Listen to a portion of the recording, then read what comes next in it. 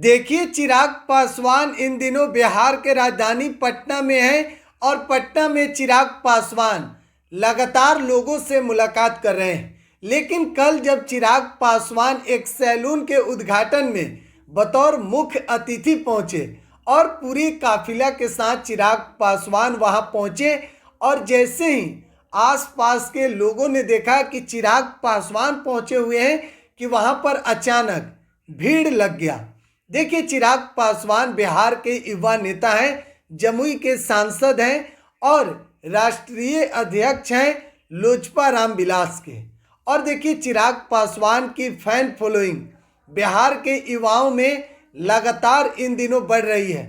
और जैसा चिराग पासवान जिस तरीके की राजनीति करते हैं, बोलने का जो उनका अंदाज है और किसी एक विशेष जाति को लेकर चिराग पासवान नहीं चलते हैं, बल्कि सभी जाति की बात करते हैं। इसीलिए तो चिराग पासवान की जो फैन फॉलोइंग है बिहार में लगातार बढ़ रहा है।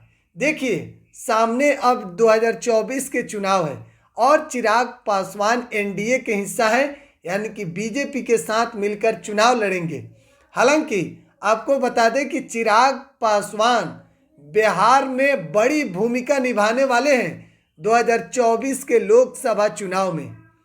देखिए, चिराग पासवान युवा नेता हैं और चिराग पासवान एकमात्र ऐसा बिहार के युवा नेता हैं, आप कह सकते हैं एनडीए की तरफ से चिराग पासवान देखा जाए युवा नेता में सबसे पॉपुलर चेहरा है। चिराग पासवान को लेकर लगातार बिहार में सवाल उठते हैं, लेकिन देखिए, चिराग पासवान शुरू से ही, अभी से नहीं बल्कि बिहार के जो तमाम अलग अलग जिला है, कहीं भी कोई घटना होता है तो सबसे पहले वहां पहुंचते हैं। कोई भी कार्य हो, चिराग पासवान वहां पहुंचकर लोगों से मुलाकात करते हैं। हालांकि देखिए, बात जब 2024 के लोकसभा चुनाव की है और चिराग पासवान मुख्य भूमिका हम इसलिए कह रहे हैं कि निभा सकते हैं चिराग पासवान, क्योंकि देखिए, बीजेपी एनडीए में बीजेपी है, चिराग पासवान की पार्टी है, पशुपति पारस की पार्टी है, उपेंद्र कुशवाहा की पार्टी है और जीतन राम मांझी की पार्टी है।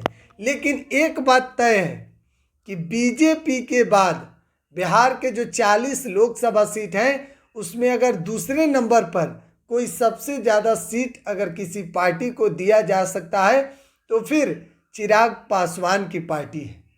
लोक जनशक्ति पार्टी रामविलास को दूसरे नंबर पर सबसे ज़्यादा टिकट मिल सकता है, सीटें मिलेगी।